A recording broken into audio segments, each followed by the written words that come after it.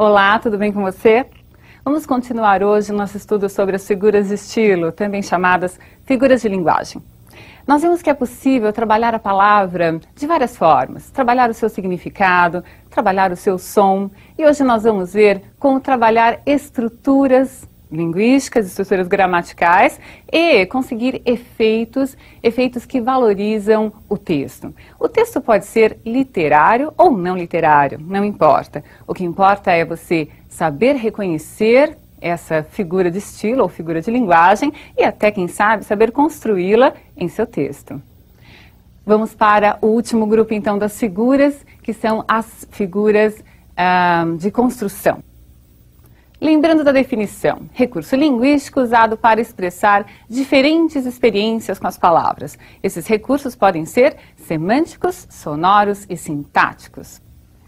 A primeira figura que veremos será o assíndeto. Então, o que é o assíndeto? É a coordenação de termos ou orações sem utilização de conectivo. Conectivo, você deve se lembrar, é aquela conjunção que une palavras, que une orações. Neste caso, o conectivo que vai nos interessar será principalmente o E. Então, veja o exemplo. Desceram a ladeira, atravessaram o rio seco, tomaram rumo para o sul. Observe que há sempre uma intenção no uso da figura de linguagem. Então, neste caso, vai se encontrar na obra de Graciliano Ramos várias construções com assíndetos, porque agiliza-se desta forma as ações que vão ocorrendo no próprio texto. Desceram a ladeira, atravessaram o rio, tomaram rumo. Não há aí qualquer interrupção pela presença de um conectivo. Veja o outro recurso, é o polissíndeto, a repetição do conectivo na coordenação de termos ou orações. Assíndeto é a ausência do sindeto. Polissíndeto são sindetos utilizados a mais do que deveria haver, não é? Então veja no exemplo. Não desejei senão estar ao sol ou à chuva. Ao sol quando havia sol e à chuva quando estava chovendo. E nunca outra coisa. Sentir calor e frio e vento e não ir mais longe. É um fragmento de um poema de Alberto Caeiro. Observe quantos es foram utilizados. Eu não posso dizer que desnecessariamente, não é? Há uma intenção de se intensificar, não é, aquilo que está acontecendo com ele. Vamos ao hipérbato. Então, hipérbato é a inversão da ordem nos termos da frase. Veja o exemplo. Rio do que disse quem não vejo. Observe que a ordem direta dos termos da oração é o sujeito, o verbo e o complemento. Veja o que nós temos aí. Rio do que disse quem não vejo. Qual é o sujeito de rio do que disse? É o que vem depois, é quem não vejo. A ordem correta seria quem não vejo, riu do que disse. Ocorreu, então, a inversão dos termos na ordem da oração. Então, eu chamo a essa inversão hipérbato. Você não deve ter achado aí muito simples os nomes, mas veja lá. Assíndeto, ausência de sindeto. Polissíndeto, muitos sindetos.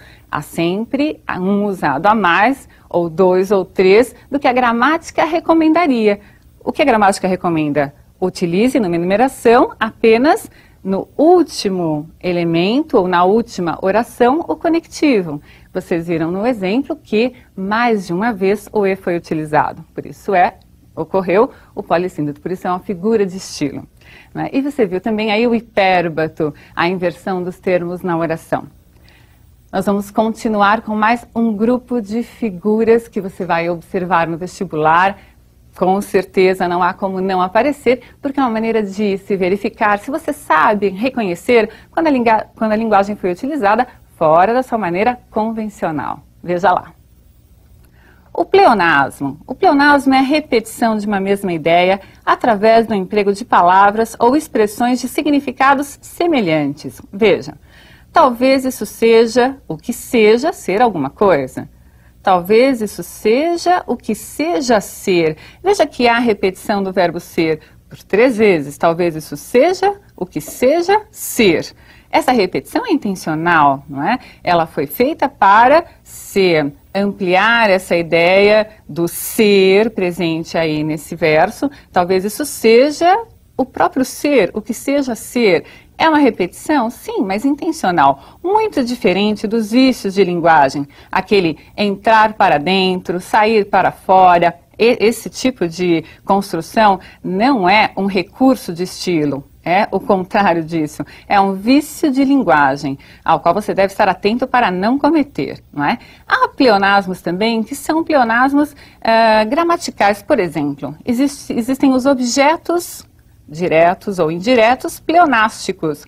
Um bastante comum quando se diz a flor, eu a entreguei para minha namorada. Eu entreguei o quê? A flor. Mas eu disse aí, não é? A flor logo no início e depois substituí o termo a flor por um pronome. Essa também é uma repetição. Também seria um recurso sintático. Também se utiliza para intensificar a ideia. Entendido? Vamos lá. O anacoluto, nominho difícil de se guardar, mas você vai entender o que é e vai conseguir identificar. Anacoluto é a interrupção na sequência lógica de exposição dos elementos de uma frase. Isso acontece na fala, principalmente.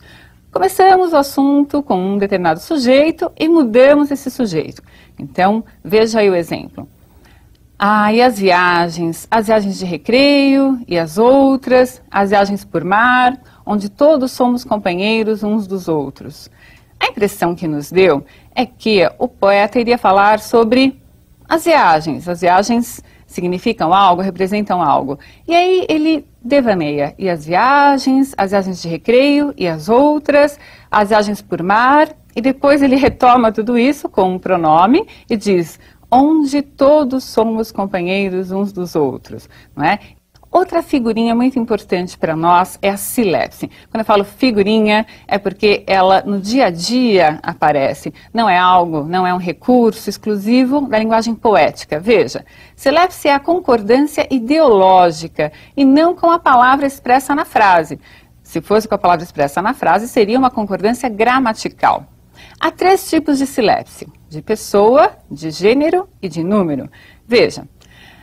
E as viagens de recreio e as outras, as viagens por mar, onde todos somos companheiros uns dos outros. Esse exemplo eu utilizei para mostrar o anacoluto, mas também posso utilizar para mostrar aqui uma silepse.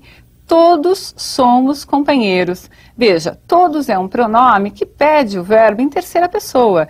É um pronome indefinido que pediria a colocação do verbo em terceira pessoa. Todos são companheiros, não é? E não todos somos. Ocorre que quem está falando se incluiu nessa frase. Ele quer dizer que ele também é companheiro. E fez aí uma concordância com a ideia e não uma concordância gramatical.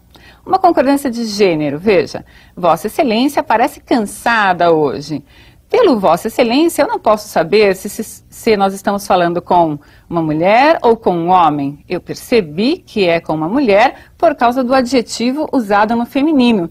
Nós fazemos essa construção no dia a dia. Eu olho para uma amiga e digo, você está cansada? Olho para um amigo e digo, você está cansado? Então, a concordância é com o contexto, com quem se está falando, e não é uma concordância gramatical. E veja a silepse de número. O MST pede a reforma agrária urgente. Protestam por todo o país. Veja, protestam. Se eu fosse concordar com o sujeito da primeira oração, eu deveria dizer, o MST protesta. Mas por que apareceu protestam? Porque eu fiz a concordância com a ideia de que há muitas pessoas que participam do movimento. Portanto, eu fiz uma concordância aí de número. Mudei do singular para o plural, porque eu tenho a ideia de plural contida nesse sujeito, ou MST. Vejamos apóstrofe. Apóstrofe é, na verdade, um vocativo. Então, veja, vocativo gramaticalmente. É a invocação de um ser, seja o próprio leitor ou algo. Esse algo pode ser real ou imaginário. Passa, ave, passa, ensina-me a passar. Ave é o apóstrofe desta frase, não é? Ave é a expressão de chamamento, é o vocativo. E para que serve essa expressão? Para se identificar com quem se está falando, a quem se dirige aquela frase, aquele verso, aquela oração. Entendeu? Então essas figuras não é tão difícil assim, não é? É claro que você tem de guardar aí alguns nomes que não são tão comuns no seu cotidiano, mas você consegue observá-los. Vamos ver o nosso último grupo de figuras e observe que a ausência de termos na frase, na oração, também se caracteriza como recurso de estilo. A elipse é a omissão de palavras ou termos que podem ser subentendidos no contexto. Então, observe. Sim, escrevo versos e a pedra não escreve versos. Sim, faço ideias sobre o mundo e a planta nenhumas.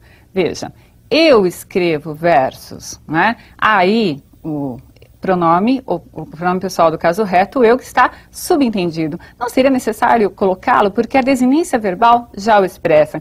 Vimos já a elipse numa aula de gramática, o tal do sujeito elíptico, lembra-se? É a mesma coisa, omite-se uma palavra ou um termo que é subentendido, não está presente no contexto. Já em zeugma, essa omissão é de um termo expresso no contexto. Veja, usando o mesmo exemplo. Sim, escrevo versos e a pedra não escreve versos. Sim, faço ideias sobre o mundo e a planta nenhumas.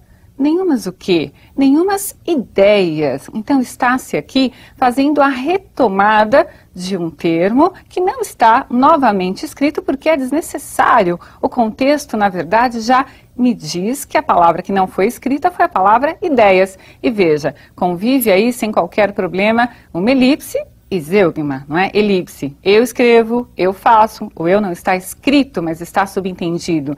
E zeugma, a palavra ideias já foi expressa e não foi novamente utilizada. Ficou claro a diferença entre elipse e zeugma? Última, então, figura em que se percebe aí a repetição intencional de palavras. Veja, é a anáfora. Nós temos aí, tinha que pegar o cara pelo colarinho, tinha que sacudir o cara, tinha que pegá-lo pelo estômago.